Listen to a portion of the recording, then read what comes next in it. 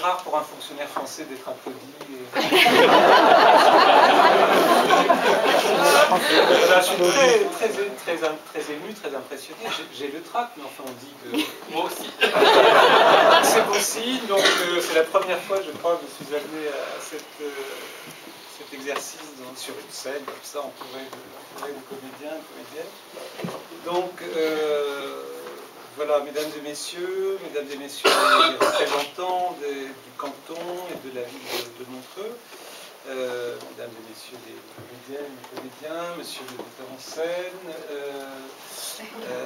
mesdames et messieurs, cher public, pour vous, je ne sais pas trop comment dire, Altesse, monsieur le général, monsieur Guitry, monsieur Giscard d'Estaing, monsieur Altas, tout simplement. Après cette œuvre délirante, hilarante, mais non dépourvue de leçons, pleine de fausses pistes, de faux semblants, de faux nez, qui nous rappelle que la vie est un songe, et que le théâtre est sa vérité. Il est un peu difficile, comme je le disais en commençant, donc de prendre la parole, de lire un texte, parce que je ne le connais pas par cœur.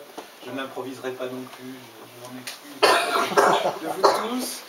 Voilà, donc c'est une sorte d'épilogue à cette pièce, dont vous serez naturellement le héros, et dont je serai le modeste faire-valoir, régisseur, cher monsieur Altas, puisque j'ai le plaisir de vous remettre dans quelques instants les insignes de chevalier dans l'ordre des arts et des lettres de la République française.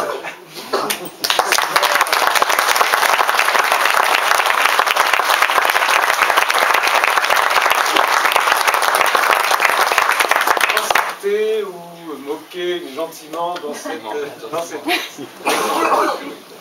voilà, c'est bien volontiers donc que je me livre à l'exercice habituel, imposé, qui consiste à retracer votre parcours en évoquant quelques moments qui ont marqué votre riche carrière ou en évoquant certains traits caractéristiques de ce parcours exceptionnel. Alors ce monologue sera aussi bref que possible pour que cette tirade ne devienne pas un tunnel, mais c'est difficile de résumer votre parcours en quelques mots. Ce qui frappe lorsqu'on regarde votre carrière, M. Althaus, c'est à la fois sa cohérence et son extrême diversité. La cohérence, bien sûr, s'il fallait la désigner par un seul mot, ce serait le mot théâtre. L'écriture aussi, mais le théâtre. Le journalisme, mais le théâtre. Le cinéma, mais le théâtre, la télévision, mais le théâtre dans tous ses états, le théâtre sous toutes ses formes. Alors il faut dire que le théâtre, vous êtes tombé dedans quand vous étiez petit, comme on dit. Votre grand-père, Marc Althaus, était directeur technique au Grand Théâtre de Genève, jusqu'à l'incendie de 1951, puis à la Comédie de Genève, où il vous fait côtoyer les plus grands acteurs de l'époque. Vous racontez vous-même, je l'ai lu, c'est écrit dans la presse, donc je suppose que c'est vrai. Vous dites, personne d'autre n'osait entrer dans sa régie, pas même Robert Hossein, qui le terrorisait. Votre grand-mère maternelle, elle-même pianiste de jazz, vous décourage, vous tente de vous décourager, vous tente de vous engager dans le métier dans la carrière de comédien, un conseil que vous gardez bien de suivre pour notre plus grand bonheur. En réalité, elle voulait bien que vous fassiez acteur, comme vos parents d'ailleurs, à condition que vous fassiez aussi des études. Voilà ce que vous avez fait du reste, des études de lettres et de journalisme, que vous avez fait parallèlement à votre formation et à vos débuts de comédien.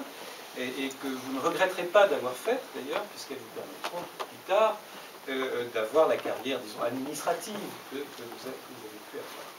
Voilà, le théâtre est le fil rouge d'une vie, depuis l'enfance, mais autour de ce fil rouge, de cette cohérence, ce sont d'impressionnantes arabesques qui se dessinent. On va en évoquer quelques-unes. J'essaie vraiment d'éviter le tunnel, mais j'essaie d'un peu.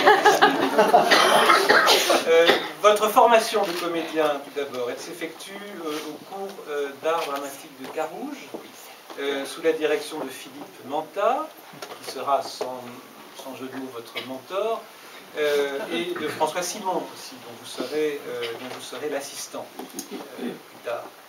Vous êtes intéressé dès le début par les rôles de clown, ai-je lu, a-t-on dit. Et Philippe Monta, d'ailleurs, vous encourage dans cette voie. Mais vous y renoncez dans un premier temps. Vous y reviendrez toutefois en 2004 dans un spectacle intitulé Paradis Lapin de Michel Brobetti. Et entre-temps, là je jongle un peu avec la chronologie, vous aurez créé le premier festival d'humour en Suisse, sauf erreur de ma part, en 1982, qui s'avérera un grand succès public, mais qui, faute de moyens, s'arrêtera au bout d'une saison, pour toutefois renaître sous une autre forme, en donnant naissance plus tard au festival Morge Sourire. Vous vous produisez sur d'innombrables scènes. Alors là, je vais entamer une série d'énumérations que j'interromprai systématiquement parce qu'on n'en sortirait pas. Théâtre de la Comédie de Genève, Théâtre de Carouge, Théâtre de Vidi, Forum Mérin, le Grand Théâtre de Genève, ici même bien sûr au Théâtre de Montreux, le Montreux Théâtre, à l'Octogone de Pully, dont nous parlerons, et également au sein de la compagnie Renaud Barrault, pour laquelle vous tenez, à l'âge de 27 ans, un rôle dans Christophe Colomb, aux côtés de Laurent Perzieff, aux côtés de Jean-Louis Barrault lui-même, et je crois que c'est pour vous un souvenir très fort et inoubliable, intéressant. Vous travaillerez sous la direction de très nombreux metteurs en scène, Jean-Louis Barrault vient d'évoquer, Marcel Robert, cofondateur du Théâtre de l'Atelier de Genève, François Simon, Philippe Monta, Gérard Carrat, Pierre Bravo, Michel Brobetti, citer, Léla Aubert, pour n'en citer vraiment que quelques-uns. On est encore une fois obligé d'interrompre ces énumérations à chaque fois. Vous excellez dans tous les registres du théâtre, depuis les classiques français, Molière, Courteline, jusqu'aux classiques suisses, du Renmat ou Frisch, en passant par des auteurs aussi variés que Françoise Sagan, Yves Robert, encore Francis Blanche et son inoubliable Adieu Berthe. Vous êtes donc d'abord un homme de troupe, de groupe, on vient de le voir, et ce n'est donc que très tard, que tout récemment en tout cas, en 2009, pour les 30 ans de l'Octogone, que vous vous lancez dans le one-man show, avec un spectacle intitulé, et le titre se passe de commentaires, ça tombe bien, je n'en ferai pas comme ça, le clou du spectacle est dans la boîte à outils. Je laisse quand même savourer ce titre à ceux qui ne l'auraient pas en tête.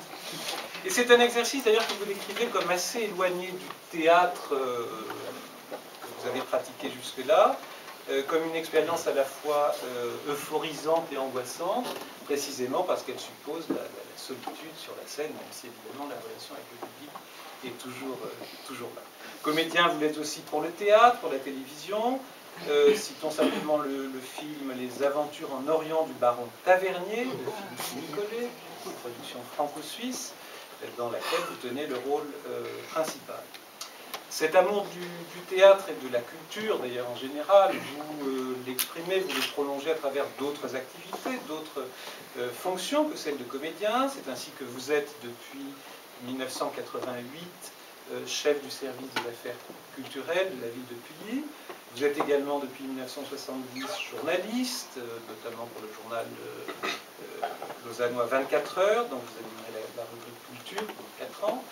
Vous donnez des cours, c'est à noter, vous avez le goût et l'envie de transmettre à l'Université de Lausanne, à la Haute École pédagogique de cette même ville, mais vous vous exprimez aussi à travers de nombreuses œuvres consacrées au théâtre, qu'il s'agisse d'essais ou de comédies.